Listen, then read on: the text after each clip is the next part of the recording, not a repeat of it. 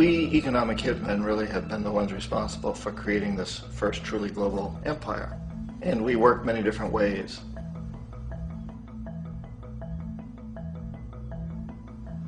But perhaps the most common is that we will identify a country that has resources our corporations covet, like oil, and then arrange a huge loan to that country from the World Bank or one of its sister organizations.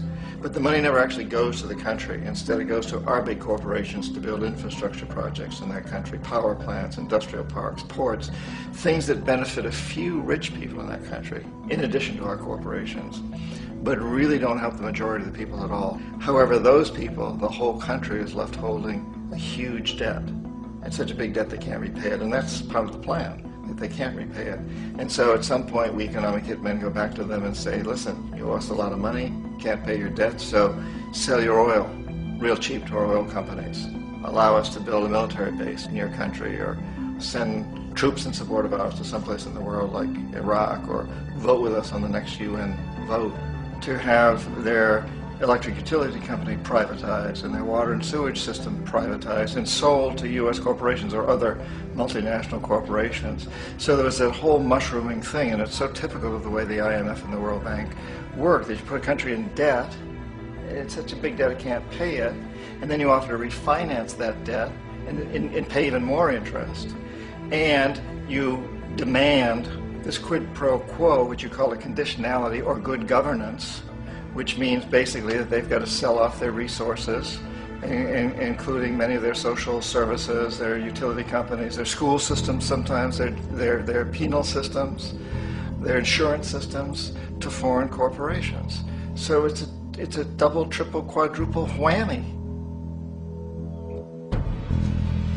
The precedent for economic hitmen really began back in the early 50s when democratically elected Mossadegh, who was elected in Iran. He was considered to be the hope for democracy in the Middle East and around the world. He was Time Magazine's Man of the Year. But one of the things that he'd run on and began to implement was the idea that foreign oil companies needed to pay the Iranian people a lot more for the oil that they were taking out of Iran. The Iranian people should benefit from their own oil.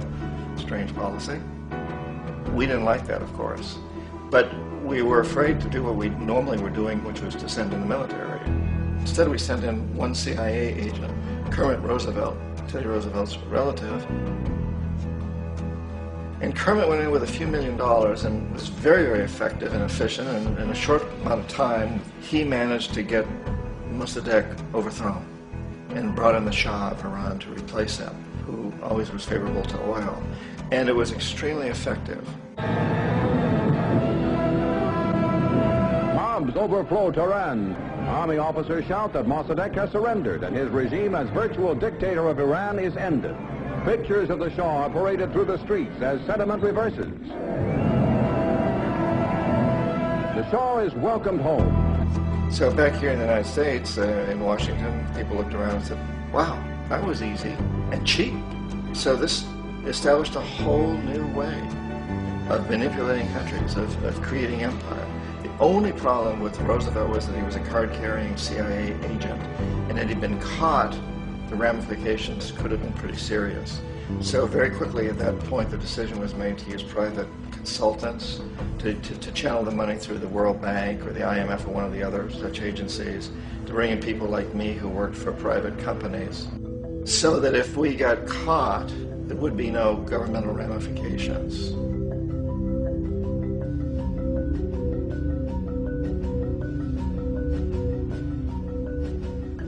When Arbenz became president of Guatemala, the country was very much under the thumbs of United Fruit Company, the big international corporations. And Arbenz ran on this ticket that says, you know, we want to get the land back to the people.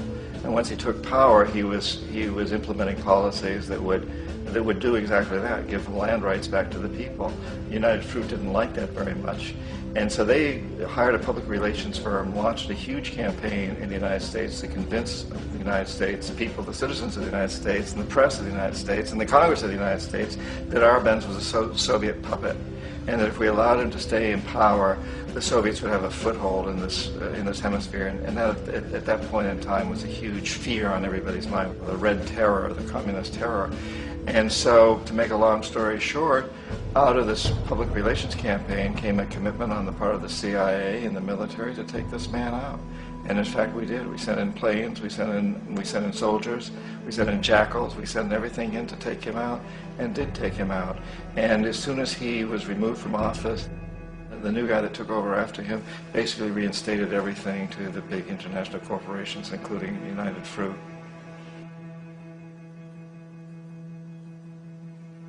Ecuador for many, many years had been ruled by pro-U.S. dictators, often relatively brutal. Then it was decided that they were going to have a truly democratic election. Jaime Roldos ran for office, and his main goal, he said, as president would be to make sure that Ecuador's resources were used to help the people. And he won, overwhelming, by more votes than anybody had ever won anything in Ecuador. And he began to implement these policies to make sure that the profits from oil went to help the people. Well, we didn't like that in the United States. I was sent down as one of several economic hitmen to change Roldos, to corrupt him, to bring him around, to let him know, okay, you can get very rich, you and your family, if you play our game, but if you continue to try to keep these policies you've promised, you're going to go. He wouldn't listen. He was assassinated. As soon as the plane crashed, the whole area was cordoned off. The only people allowed in were U.S. military from a nearby base and some of the Ecuadorian military. When an investigation was launched, two of the key witnesses died in car accidents before they had a chance to testify. A lot of very, very strange things that went on around the assassination of Jaime Roldos. I, like most people who've really looked at this case, have absolutely no doubt that it was an assassination. And of course, in my position as an economic hitman, I was always expecting something to happen to Jaime, whether it be a coup or assassination, I wasn't sure, but that he would be taken down because he was not being corrupted. He would not allow himself to be corrupted the way we wanted to corrupt him. Omar Torrijos, president of Panama, was, one of my favorite people. I really, really liked him. He was very charismatic. He was a guy who really wanted to help his country. And when I tried to bribe him or corrupt him, he said, look, John, he called me Juanito. He said, look, Juanito, I don't need the money. What I really need is for my country to be treated fairly. I need for the United States to repay the debts that you owe my people for all the destruction you've done here. I need to be in a position where I can help other Latin American countries win their independence and be free of this terrible presence from the north that you people are exploiting us so badly. I need to have the Panama Canal back in the hands of the Panamanian people. That's what I want. And so, leave me alone. Don't try to bribe me. It was 1981, and in May, Jaime Roldos was assassinated. And Omar was very aware of this. Torrijos got his family together and he said, I'm probably next, but it's okay because I've done what I came here to do. I've renegotiated the canal. The canal will now be in our hands. He just finished negotiating the treaty with Jimmy Carter. In June of that same year, just a couple of months later, he also went down in an airplane crash, which there's no question was executed by CIA-sponsored jackals. Tremendous amount of evidence that one of Torrijos' security guards handed him at the last moment as he was getting on the plane a tape recorder, a small tape recorder that contained a bomb.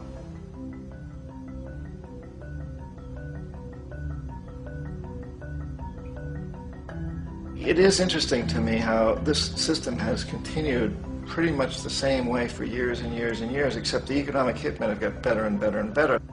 Then we come up with, very recently, what happened in Venezuela.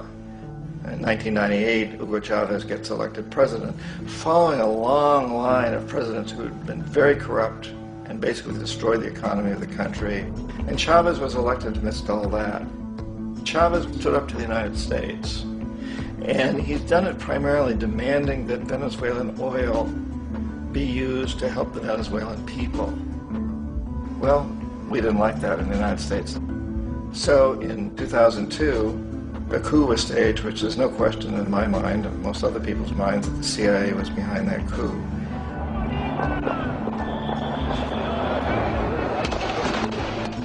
way that that coup was fomented was very reflective of what Kermit Roosevelt had done in Iran, of paying people to go out into the streets, to riot, to protest, to say this Chavez is very unpopular. You know, if you can get a few thousand people to do that, television can make it look like it's the whole country, and things start to mushroom. Except in the case of Chavez, he was smart enough, and the people were so strongly behind him that they overcame it, which was a phenomenal moment in the history of Latin America.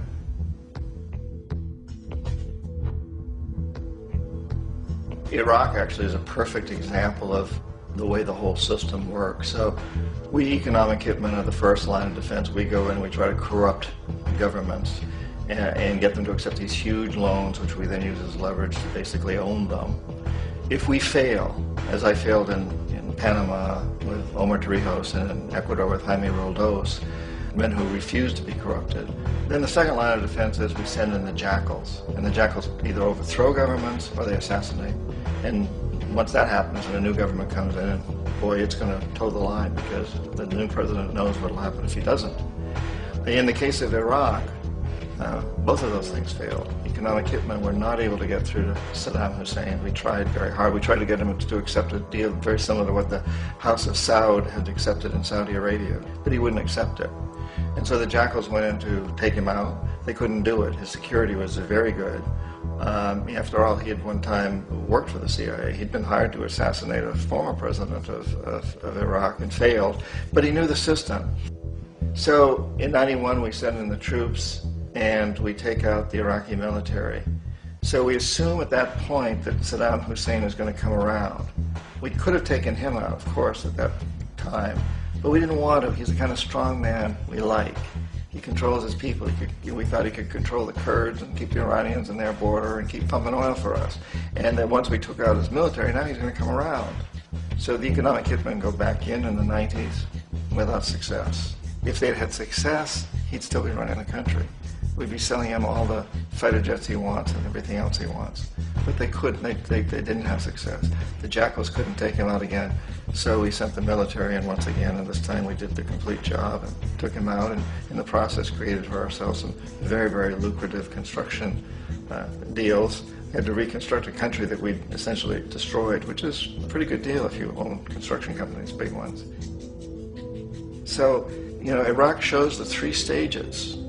The economic hitmen failed there, the jackals failed there, and as a final measure, the military goes in. And in that way, we've really created an empire, but we've done it very, very subtly. It's clandestine. All the empires of the past were built on the military, and everybody knew they were building them. So the British knew they were building them, the French, the Germans, the Romans, the Greeks. And they were proud of it, and they always had some excuse like spreading civilization, spreading some religion, something like that. But they knew they were doing it. We don't. The majority of the people in the United States have no idea that we're living off the benefits of a clandestine empire, that today there's more slavery in the world than ever before. And then you have to ask yourself, well, if it's an empire, then who's the emperor? Obviously, our presidents of the United States are not emperors. An emperor is someone who's not elected, doesn't serve a limited term, and doesn't report to anyone, essentially. So you can't classify our presidents that way. But we do have what I consider to be the equivalent of the emperor, and it's what I call the corporatocracy. The corporatocracy is this group of individuals who run our biggest corporations, and they really act as the emperor of this empire. They control our media, either through direct ownership or advertising. They control most of our politicians because they finance their campaigns, either through their corporations or through personal contributions that come out of the corporations. They're not elected, they don't serve a limited term, they don't report to anybody. And at the very top of the corporatocracy, you really can't tell whether a person's working for a private corporation or the government because they're always moving back and forth. So, you know, you've got a guy who one moment is the president of a big construction company like Halliburton, and the next moment he's vice president of the United States, or the president who is in the oil business. And this is true whether you've got Democrats or Republicans in the office. You have to moving back and forth through the revolving door. And in a way, Our government is invisible a lot of the time, and its policies are carried out by our corporations on one level or another.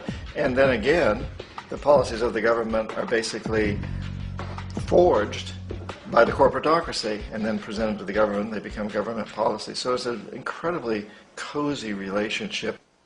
This isn't a conspiracy theory type of thing. These people don't have to get together and plot to do things.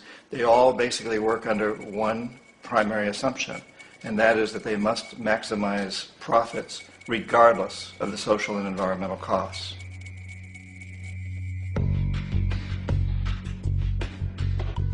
This process of manipulation by the corporatocracy through the use of debt, bribery, and political overthrow is called